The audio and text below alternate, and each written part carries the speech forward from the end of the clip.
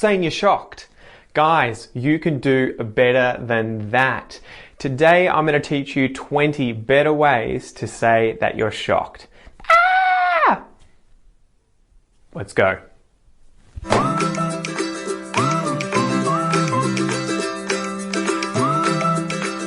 G'day you mob, welcome back to my channel Aussie English. I am your host Pete, and this is the #1 place for anyone wanting to build confidence, speak fluently, and take their English to the next level.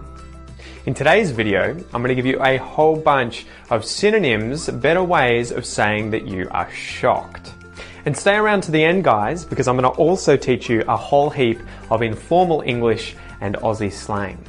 And lastly, guys, don't forget to smash that subscribe button, give a poke to that notification bell too if you want to stay up to date with all the new videos coming soon. And check out the previous episodes up here, or up here, wherever it is.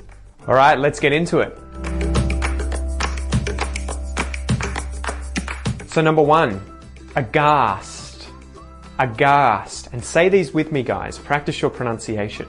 Aghast. They were aghast at his cruelty.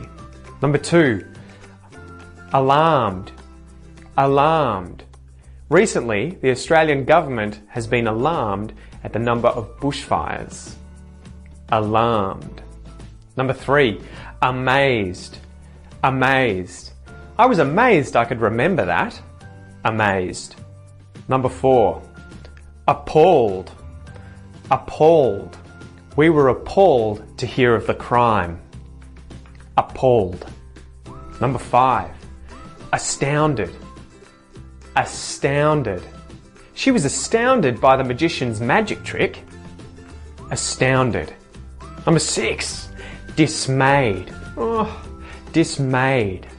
The public was dismayed at the government's new law.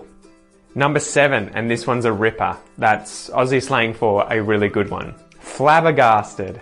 Flabbergasted. When they saw the news, they were flabbergasted. #8, horrified. Horrified. I'm horrified at how his girlfriend treats him. Horrified. #9, offended.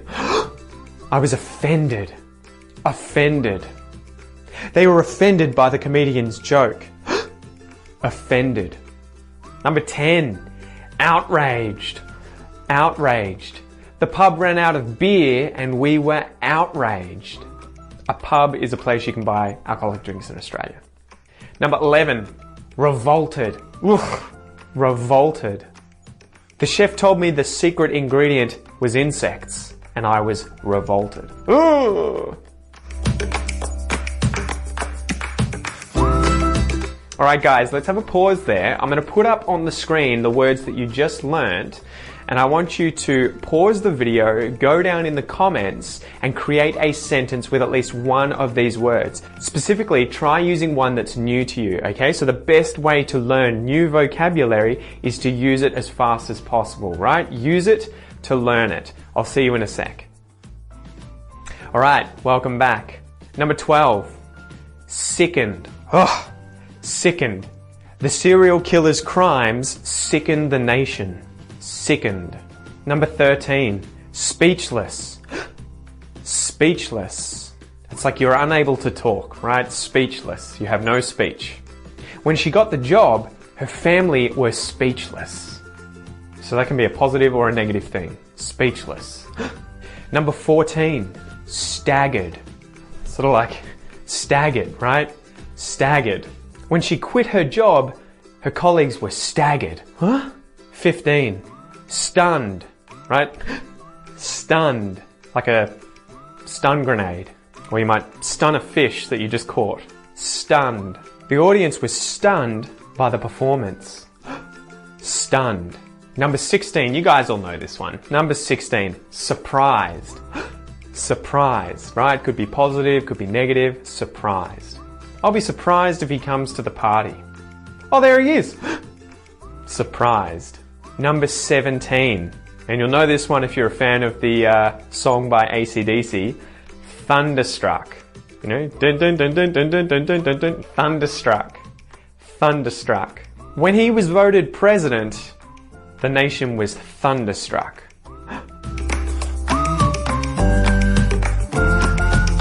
Number 18. Now let's get into some expressions. To make someone's blood run cold.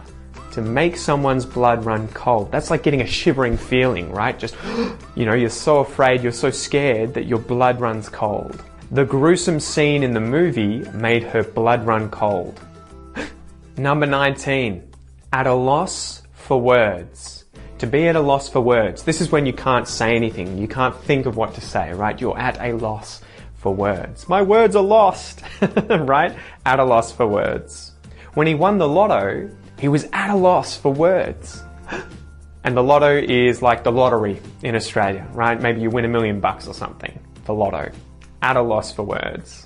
Number 20, just like the previous one, lost for words. So you could be at a loss for words, or you could just say, I'm lost for words. When I saw my daughter in her wedding dress, I was lost for words. Wow.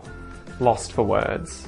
And the very last one here, guys, is taken aback. And you can think of that like you were so shocked, you were taken aback, right? Taken aback. What he said had everyone a little taken aback. Taken aback. Alright guys, now pause the video again. I'm going to put the words up on the screen. I want you to go down below and use an expression or word that you just learnt that was new so that you can practice it, okay? Use it to learn it. Alright, welcome back, and now we're going to do the bonus section with informal English and slang, okay? Some of these are rude, so they're going to be left on the podcast episode for this lesson. You'll be able to access that in the description below. Otherwise, just download my podcast, my advanced English podcast, the Aussie English Podcast, okay? You can find it on any good podcast app. Again, it'll be down below in the description if you want to find it there. All right, bonus section time. So I'm going to teach you a bunch of exclamations, informal exclamations that you can use when you want to show that you're shocked. And if you listen to me at all in these other lessons or on my podcast, you'll hear me say the very first one here all the time. And the first one is far out. Far out, right? So anytime I'm shocked or surprised or even interested in something, I'll say, oh, far out. So for example, far out. It's cold today. Far out. Number 2, Jesus Christ. Jesus Christ. You can just say Jesus Christ when you're shocked. You don't have to be particularly religious. I'm not religious, but I still say it to show that I am shocked. Okay? Jesus Christ. So for example, Jesus Christ. What are you doing here? Jesus Christ. Number 3, another religious one. Bloody hell. Bloody hell, although we wouldn't think of hell or religion when we say it, right? It just shows we're shocked. Bloody hell. Bloody hell. That car almost hit me. Number 4, good Lord. Good Lord. Something in here stinks. Good Lord, what is that? Number 5, what the hell? What the hell? This is a good one. This is a good one. Kind of an informal way of saying a ruder version that we'll talk about on the podcast. What the hell? What the hell? Does that dog have 5 legs? Ah, no, it's just his tail. What the hell? And the very last one here, guys, before we finish this episode and go on to the podcast, what on earth? What on earth? Is Dad wearing a dress? Dad, what on earth? All right, number 7, crikey. You'll know this one if you know Steve Irwin, right? Crikey. It's not that common, but it's a funny Australian slang term. Crikey. You might hear it from time to time. Crikey. That crocodile almost took my leg off. Crikey. Another really good one in Australia is struth. Struth. Again, it's not that common, though every Australian will know it and they'll laugh if you say it. Struth. She's drop dead gorgeous. Struth. Number 9, getting onto the rude ones. This is rude because we use the word fuck in the sentence. Again, informal situations with friends. Avoid using this if possible, but just so you know what it is. What the fuck, okay? What the fuck? What the fuck? Someone's nicked my bike. They've stolen my bike. What the fuck? So I would use that as a very, very, very strong way of showing shock or surprise, right? Again, I'd use that with friends, you know, no problem. If you hear them swearing and it's a very informal, casual situation, not an issue. But again, avoid using this in formal situations. What the fuck? The polite version though that you could use is just dropping the word fuck and saying what the.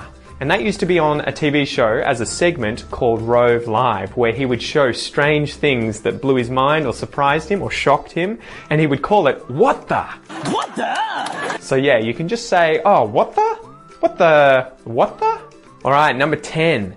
Bugger me. This is a good one in Australia. Bugger me. Oof. Bugger me. It's snowing outside. All right, and the last one, guys, again, this is a bit ruder. Fuck me. It doesn't literally mean that. So if you were to say this, you're not inviting someone to have sex with you. You could use it that way, but that is not how the average person would use that when informally really trying to show that they're shocked. You may hear some people say, oh, fuck me, Jesus, you know, well, wow. So maybe I'm surfing and I suddenly notice there's a shark in the water. I would probably say, fuck me, there's a shark in the water. Fuck me.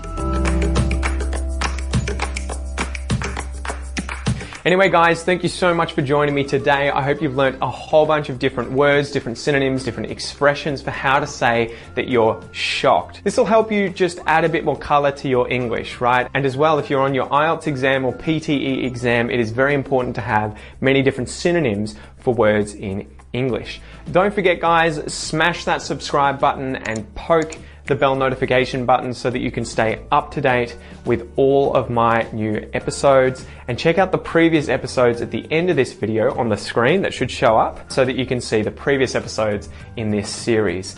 I'm Pete, your host from Aussie English. Thanks for joining me again, and I'll see you soon. Peace!